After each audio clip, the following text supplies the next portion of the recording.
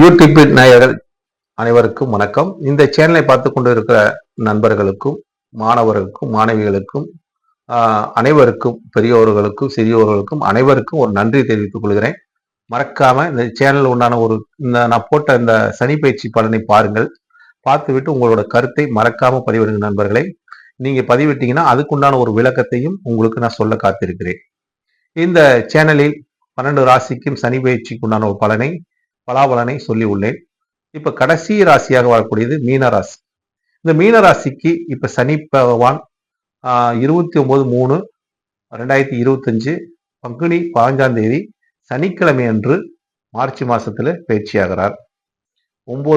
இரவு 9:44 மீனராசியில் சஞ்சாரம் செய்ய போகிறார். 2.5 ஆண்டு காலங்கள், அதாவது 30 மாத காலங்கள் மீனராசியில் சனி பகவான் சஞ்சாரம் செய்கிறார். இந்த காலங்கள் எப்படி இருக்கும்? மீனராசிக்காரங்களுக்கு யோகமா, அவயோகமா, மீனத்துக்கு ஏதாவது பிரச்சனையா அப்படிங்கிற ஒரு தன்மையை இந்த ராசிக்காரங்கள் கேட்பது எனக்கு புரிகிறது.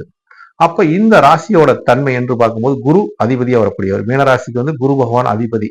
இங்கே சுக்கரன் உச்சம் பெறுகிறார், சனி நட்பு பெறுகிறார் என்ற ஒரு கருத்தும் இருக்கிறது. புதன் பகவான் நீசம் பெறுகிறார். மற்ற கிரகம்லாம் நட்பு தான், பகை யாரும் கிடையாது. அப்ப இந்த ராசியோட தன்மை என்று பார்க்கும்போது இங்க சனி பகவான் வருகிறனால குருவோட வீடு, குருவுக்கு சனிக்கு பகை கிடையாது. இருந்தாலும் குருவும் சனியும் சேரக்கூடாது, பிரம்மகத்தி தோஷத்தை கொடுக்கும் அப்படிங்கிற ஒரு தன்மை. ஏன்னா குரு என்பது ஒரு சுத்தமான கிரகம், சனி என்பது ஒரு அசுத்தமான கிரகம். அப்படிங்கிற ஒரு தன்மை உண்டுங்க கிரகத்துல. அப்ப இந்த வீட்டில் சனி பகவான் போய் சஞ்சாரம் செய்யும் போது மீனராசிக்காரங்களுக்கு ஏற்கனவே 7.5 சனி ஆரம்பிச்சிச்சு, விரைச்சனி ஆரம்பிச்சிச்சு. இந்த விரைச்சனி இவங்களுக்கு எந்த மாதிரி கொடுத்துருக்கும் அப்படின்னு பார்த்தா, தன விரயங்கள் அதிகமா, பணம் இவங்களுக்கு வருவாய் வந்திருக்குங்க, வரவுக்கு மீறிய செலவுகள் அதிகமா செஞ்சிருப்பாங்க. எந்த மாதிரி செலவு செஞ்சிருப்பாங்க? அதாவது மீனராசிக்காரங்களுக்கு சனி பகவான் இப்ப 3ஆம் பார்வையா 2ஆம் தனஸ்தானத்தை பார்த்தனால தன விரயங்களை கொடுத்திருப்பாரு. குடும்பத்துக்காக செலவு அதிகம் செஞ்சிருப்பாரு. குடும்ப நபர்கள் பேர்ல செலவு அதிகம் பண்ணியிருப்பாரு. அப்படிங்கிற தன்மையெல்லாம் இருக்குதுங்க. அப்ப 12ஆம் இடத்துல சனி பகவான் சஞ்சாரம் செஞ்சது இவங்களுக்கு விரயத்தை கொடுத்திருக்கும். இப்ப ஜென்ம சனியாக மீனராசிக்கு வருது. இப்ப மீனராசிக்கு ஆதிபத்தியம் பெற்ற சனி பகவான் பார்த்தா 11க்கும் 12க்கும் ஆதிபத்தியம். 11க்கும் 12க்கும் ஆதிபதி லாபாதிபதி, விரையாதிபதி சனி பகவான். ஒரு லாபாதிபதி லக்கணத்துல உட்காருவது, ராசியில உட்காருவது நல்லதுங்க. விரையாதிபதி உட்காருவது சிறப்பில்லையே அப்படிங்கிற தன்மை உள்ளதுன்னு வச்சுங்களேன். அப்ப சனி பகவான் மீனராசியில் சஞ்சாரம் செய்வது, அதாவது கர்மக்காரகன் கர்மாவின் பலனை 100% கொடுப்பார். அது யாரோட வீடு? குருவோட வீடு. அப்ப குரு அனைத்தையுமே அமைதியாக இருந்து அந்த சனி பகவான் என்ன கொடுக்க போறார், ஏது கொடுக்க போறார் என்பதை உணரக்கூடிய தன்மை உண்டு. எப்படி உணரக்கூடிய தன்மைனா, மீனம் தாங்க கடல், மீன ராசி தாங்க கடல் ராசி. கடல்ல எப்படி ஒரு நிகழ்வு நடக்குதோ அதை உணரக்கூடிய தன்மை மீனுக்கு தான் தெரியும். அதான் மீன ராசிக்காரங்களுக்கு அந்த சிம்பிள் மீனை கொடுத்துருப்பாங்கன்னு வச்சுங்களேன். அந்த மீனுக்கு ஏதோ தற்காக்கக்கூடிய கலை, யாராச்சும் ஒரு அசம்பாவிதம் நடந்துருமா அப்படின்னா அவங்களுக்கு அந்த முன்னாடியே அந்த அறிகுறி தெரியும். அது மாதிரி சனி வந்துட்டாரு. இந்த மீனராசிக்காரங்கள் எல்லாம் ரொம்ப யோசனை பண்ணிட்டு இருப்பாங்க. சனி நம்மளை என்ன பண்ணும், அப்படி செய்யுமா, இப்படி செய்யுமா, இந்த மாதிரி பலனை கொடுக்குமா, இல்ல நம்மளை எல்லாம் முடிச்சிருமா, நமக்கு ஏதாச்சும் பிரச்சனை கொடுக்குமா அப்படின்னு இவங்க மன ரீதியா போட்டு உழட்டல். அதாவது இவங்க ஏற்கனவே ஒரு புத்திசாலிங்க, மீனராசிக்காரங்க புத்திசாலி, அறிவாளியும் கூட. யோசனைகள் அதிகமா யோசிப்பாங்க. அதிகமா யோசிச்சு குறைவா செயல்படுவாங்கன்னு வச்சுங்களேன். அந்த குறைவா செயல்படுவது நன்மை அளிக்கும்னு வச்சுங்களேன். ஏன்னா குரு பார்த்தால் கோடி நன்மை, சனி பார்த்தா தீமை அப்படிங்கிற ஒரு தன்மை உண்டு. இப்ப குருவோட வீட்டுல இருந்து சனி பார்க்க போறாரு. எங்கெங்க பார்க்க போறாரு? அது வேணுமில்ல, 3ஆம் இடத்தை பார்க்கிறாரு. தன்னோட முயற்சி சார்ந்த பார்க்க போறாரு. முயற்சியில தடையும் வரும், வெற்றியும் வரும். அதாவது தடையை கொடுத்து வெற்றியாக்குவார். அடுத்து 7ஆம் இடத்தை பார்க்க போறார். நட்பு வட்டாரங்கள், நண்பர்கள் ஸ்தானம், அது கணவன் மனைவியை குறிக்கக்கூடிய ஸ்தானம் 7ஆம் இடம் தான். அந்த ஸ்தானத்தை பார்க்க போறார். அவங்களுக்குள்ள ஒரு அந்யோன்யத்தில் பிரச்சனை கொடுப்பார் அப்படிங்கிற தன்மை. அடுத்தது தொழில் ஸ்தானத்தை பார்க்கிறார். ராசியில உட்கார்ந்து, ஜென்ம ராசியில உட்கார்ந்து தொழில் சார்ந்த கர்மக்காரகன் தொழில் சார்ந்து பார்ப்பது, ஜீவனக்காரன் தொழில் சார்ந்து பார்ப்பது. நல்ல தொழில் நல்லா இருக்குங்க. இந்த காலகட்டங்கள் மீனராசிக்காரங்கள் தொழிலுக்கு முக்கியத்துவம் கொடுத்து தொழிலை நேசிச்சாங்கன்னா இவங்களை சனி பகவான் நேசிப்பார். ஏன்னா சனி பகவான் தொழிலுக்கு அதிபதிங்க, ஜீவனத்துக்கு அதிபதி. அவர் தாங்க நமக்கு அந்த தொழிலுக்கேற்ற ஊதியத்தை கொடுக்கக்கூடிய கிரகமே சனிதான். அதனாலதான் நிறைய பேர் பாருங்க, இந்த லேபர்ஸ் எல்லாம் வேலை செய்யறவங்களுக்கு எல்லாம் வாரத்துல 7 நாளுங்கும் போது சனிக்கிழமை அன்னைக்கு பாருங்க ஊதியம் கிடைக்கும். உழைச்சவங்களுக்கு ஊதியம் சனிக்கிழமை அன்னைக்கு கிடைக்கும். ஞாயிற்றுக்கிழமை ஃப்ரீயா விட்டுருவாங்க. அவங்க சுதந்திரமா நீங்க உங்களோட அதிகாரத்தை செய்யுன்னு சொல்லி விட்டுருவாங்க. சனிக்கிழமை தான் பணம் கிடைக்கும். இப்ப தொழிலாளிகளுக்கெல்லாம் பாருங்க, சனிக்கிழமை தான் சம்பளம் எல்லா பக்கம். அவங்களுக்கு அந்த வேலைக்கு உண்டான ஊதியம் கொடுத்து அன்னைக்கு அவங்க ஹாப்பியா இருப்பாங்க. ஞாயிற்றுக்கிழமை ஹாப்பியா இருப்பாங்க. சனிக்கிழமை கஷ்டப்பட்டு அதுக்கு உண்டான பலனும் கிடைக்கும், பணமும் கிடைக்கும் அப்படிங்கிற தன்மை. அப்ப சனி பகவான் தொழில் சார்ந்த பார்த்தா தொழில் மேன்மை பெறும், தொழில் வளர்ச்சி பெறும், தொழில் நல்லா இருக்கும் என்ற ஒரு கருத்து இருக்குதுங்க. அப்ப இவங்களுக்கு 10ஆம் பார்வை சிறப்பு, 3ஆம் பார்வை சிறப்பு, 7ஆம் பார்வை சிறப்பு தான், இல்லைன்னு சொல்ல முடியாது. ஏன்னு கேட்டீங்கன்னா அந்த இடம் பாதகம். பாதகத்தை சனி பகவான் பார்க்கிறார். அப்ப நமக்கு சாதகமாக்கிடுவார். எதிரியே பாதகாதிபதியை பாதகம் செய்ய விட மாட்டார். நன்மை தான் நடக்கும் அப்படிங்கிற தன்மை இருக்குதுங்க. மீனராசிக்கு மட்டும் தான் 7ஆம் இடம் பாதகம். உபயலக்கணக்கு உபயராசிக்கு 7ஆம் இடம் பாதகமா வரும். அது எது எது பார்த்தீங்கன்னா கன்னி ராசி உபயம், மீனராசி உபயம், மிதுன ராசி உபயம், தனுசு ராசி உபயம். இந்த 4 ராசி உபயராசிக்கு 7 பாதகமா வரும். அது சனிமோகன் பார்ப்பது நல்லதுதான் அப்படின்னு எடுத்துக்கலாம். அப்ப இவங்களுக்கு என்ன செய்யலாம், இந்த காலகட்டத்தில் என்ன செஞ்சா சிறப்பு? அதாவது தன்னோட முயற்சியை அதிக அளவில் செய்ய வேண்டும். ஒரு காரியத்துல இறங்கினா அந்த காரியத்துல கண்ணும் கருத்துமா கவனமுடன் செயல்பட்டு அந்த காரியத்தை நாம் செய்ய வேண்டும்.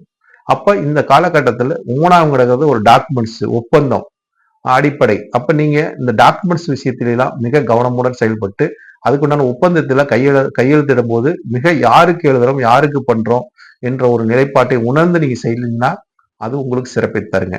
அடுத்தது இந்த மீனராசிக்காரங்களுக்கு எப்பொழுதுமே இந்த ராசிக்காரங்கள் பிறருக்கு உதவி செய்யக்கூடியவர்கள், பிறர்கள் கேட்காம அறிவுரையும் ஆலோசனையும் சொல்லக்கூடியவர்கள் மீனராசிக்காரங்கள். அப்ப இந்த காலகட்டத்தில் நீங்க ஆலோசனை யாருக்கு சொல்லாம இருந்தாவே உங்களுக்கு நல்லது. பிறருக்கு அறிவுரை செய்யாம இருப்பது நல்லது. பிறருக்கு உபதேசம் செய்யாம இருப்பதே நல்லது. ஏன்னா சனி போய் உட்கார்ந்துட்டாரு. சனி போய் உபதேசம் செல்வாரா? அவர் ஏதோ ஒரு நாக்குல ஏதோ வந்துட்டாருன்னா ஏதோ ஒரு பிரச்சனையை கொடுத்துவார். நீ என்னடா எனக்கு உபதேசம் பண்ற அப்படின்னு நம்ம மரியாதையெல்லாம் பேசுவாங்க. அதனால இந்த காலகட்டத்தில் மீனராசிக்காரர்கள் பிறருக்கு உதவி செய்வதும் உபதேசம் செய்வதையும் விட்டுவிட்டு தானங்கள் செய்வதும் தர்மங்கள் செய்வதும் பிறருக்காக தன்னை அர்ப்பணித்து அவங்களுக்கு தேவையை பூர்த்தி செய்வதும் உங்களுக்கு எந்த ஒரு பிரதிபலனையும், ஏன்னா மீனராசிக்காரங்கள் எப்பொழுதும் பிரதிபலனை அதிக அளவில் எதிர்பார்ப்பதில்லை, கிடைப்பதில்லை அவங்களுக்கு. ஏன்னா அவங்களுக்கு எதுவுமே இருக்காது. ஏன்னா ஒரு குரு பாடம் சொல்லி கொடுக்குறாருன்னா அவர் பாடத்தை மட்டும் சொல்லி கொடுப்பார். அதில் கத்துக்கிற மாணவர்கள் தான் வளர்ச்சி எழுதுவார்கள். ஆனா குரு அங்கேயே தான் இருப்பார், ஆசான் அங்கேயே தான் இருப்பார். அது மாதிரி அவரோட நிலை ஒரே மாதிரிதான் இருக்கும். இன்னைக்கு 10 வருஷம் கழிச்சு பார்த்தாலும் சரி, 20 வருஷம் கழிச்சு போய் பார்த்தாலும் சரி, அவர் நிலை ஒரே மாதிரிதான் இருக்கும், குருவோட நிலை. ஆனா மாணவரோட நிலை பார்த்தீங்கன்னா அவங்க வளர்ச்சி நல்லா இருக்கும். அவங்கள பார்க்க இன்னைக்கு ஒரு மாதிரியா இருப்பாங்க, நாளைக்கு ஒரு மாதிரி இருப்பாங்க, அவங்க வளர்ந்துருப்பாங்க அப்படிங்கிற தன்மை. அது மாதிரி மீனராசிகளோட செயல்பாடுகள் மற்றவர்களுக்கு வளர்ச்சியை கொடுக்கும், மற்றவர்களுக்கு ஒரு நம்பிக்கை கொடுக்கும், மற்றவர்களுக்கு நல்வழி காட்டுவார்கள். தீய வழி ஒருபோதும் அவர்கள் காட்ட மாட்டார்கள். தீய செயல்களை ஒருபோதும் பிறருக்காக அவங்க செய்ய மாட்டார்கள். தான் உண்டு, தான் வேலை உண்டு, பிறருக்காக தன் கௌரவத்துக்காக நன்மை செய்யக்கூடிய ராசியும் மீனராசிக்காரங்க தான். அப்ப இந்த ராசியில் சனி பகவான் போகும்போது கர்மக்காரகன். அப்ப இவரு குரு நல்லவர் தான். அதனால இவர் பெருசா பகை கிடையாது, சனிக்கும் குருவுக்கும் பகை கிடையாது. அதனால இந்த சனி பயிற்சியை அவங்க கையாளக்கூடிய ஒரு வல்லமை பெற்றவர்களாக இருப்பார்கள். அதை சிறப்பாக செய்தும் காட்டுவார்கள் என்பது எல்லளவு சந்தேகம் இல்லை. இருந்தாலும் சனி பகவான் சென்மச்சனியாக அமர்வது உடல் ரீதியாக ஒரு பிரச்சனையை கொடுத்து கொண்டே இருக்கும். உடலை கவனமுடன் பார்த்துக் கொள்ள வேண்டும். சிறு சிறு பிரச்சனைகள் வந்தாலும் அதை உடனே நீங்க மருத்துவருடைய சென்று ஆலோசனை பெற்று அதுக்குண்டான கவனிப்பு வேண்டும். உடலை கவனித்துக் கொள்ள வேண்டும். உடலை கவனித்தாதான் நீங்க அனைத்து விஷயத்தையும் கவனிக்க முடியும். நீங்க நல்லா இருந்தாதான் மற்றவர்கள் நல்லா இருக்க முடியும். நீங்க வாழ்ந்தாதான் மற்றவர்களை வாழ வைக்க முடியுங்கிற ஒரு நிலைப்பாடு மீனராசிக்காரங்கள் உள்ளது.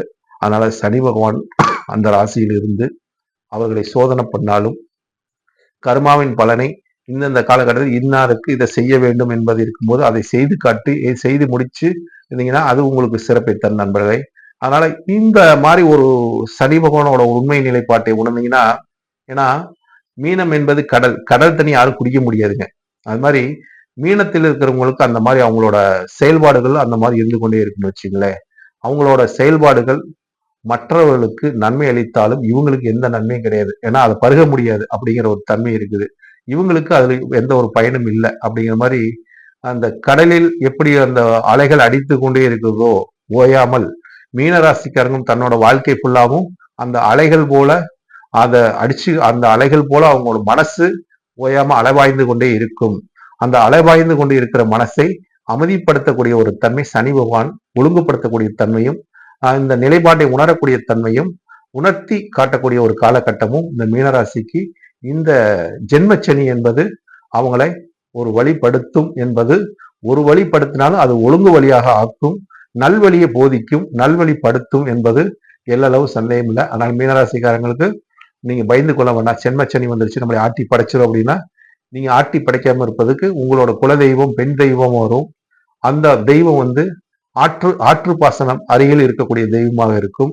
அந்த தெய்வத்தை நீங்க வணங்க குலதெய்வத்தை மீனராசிக்காரங்க வணங்கினாங்கன்னா அவங்களுக்கு பாக்கியங்கள் அதிக அளவில் கிடைக்கும். அதே மாதிரி அவங்களுக்கு பாக்கியத்தை கொடுக்கக்கூடிய தெய்வமாக வருவது விருச்சிகம் ராசி. அப்ப விருச்சிகத்துல இருக்கிறது யாருன்னு பாத்தீங்கன்னா அங்கேயும் வந்து செவ்வாய் பகவான் இருக்கிறார். அப்ப செவ்வாய் பகவானை வழிபடுவது இவங்களுக்கு சிறப்பை தரும். அப்ப சந்திரனும் செவ்வாயும் சேர்ந்த நிலைப்பாட்டை உணரக்கூடிய தன்மையை பார்வதியும் அதாவது அங்காரகன் முருகனையும் வழிபடும் போது இவங்களுக்கு இந்த 7.5 சனியிலிருந்து ஒரு தப்பிக்கக்கூடிய தன்மையும், இந்த ஜென்மச்சனியை இவங்களிருந்து ஒரு போக்கக்கூடிய ஒரு நல்ல ஒரு வலிமையை கொடுக்கக்கூடிய தன்மையும், மனதுக்கு வலிமையை கொடுக்கும், உடலுக்கு வலிமையை கொடுக்கும் என்பதை எல்லளவு சந்தேகம் இல்லை. நீங்கள் இந்த ராசிக்காரங்கள் தான தர்மங்கள் செய்யும் போது ஒரு நீர்மோர்கள், ஒரு தண்ணீர் பந்தல் இதெல்லாம் அமைத்து பிறருக்கு தானம் செய்தீங்கன்னா, ஏன்னா உங்க ராசியே நீர்நிலை ராசிங்க. அதனால நீர்நிலையில் வர்றது உங்க ஜென்மம் கடல் உப்பு தனியா இருப்பதனால நீங்க வந்து ஒரு நீர் மோர்ல வந்து லைட்டா உப்பு சால்ட் போட்டு கொடுப்பது நல்லது. அதே மாதிரி தண்ணி பாட்டில் தண்ணி வாங்கி கொடுத்து தானம் கொடுப்பது நல்லது. இந்த மாதிரி நீர் ஆகாரங்களை தானமாக கொடுத்தீங்கன்னா உங்களோட குலதெய்வத்தோட அனுகிரகம் பரிபூர்ணமாக கிடைச்சு அதுல இருந்து பலனடையக்கூடிய தன்மையும், பாக்கியங்களும் உங்களுக்கு நிறைவாக கிடைக்கக்கூடிய தன்மையும் உண்டாகும். இந்த காலகட்டங்கள் இந்த ஜென்மச்சனியை நீங்க கடந்து வருவதற்கு இந்த பரிகாரம் சிறப்பை தரும் நண்பர்களே. நன்றி, வணக்கம், வாழ்க வளமுடன். பரமத்தி வேலூர் சந்திரன். உங்கள் கருத்துக்களையும் உங்களோட விமர்சனங்களையும் இந்த சேனல் வழியாக கருத்தை பதிவிடுங்கள் கமெண்ட் பாக்ஸில். அதுக்குண்டான விளக்கத்தையும் எனக்கு நேரம் இருக்கும்போது நிச்சயமாக உங்களுக்கு பதிவளிக்கிறேன்.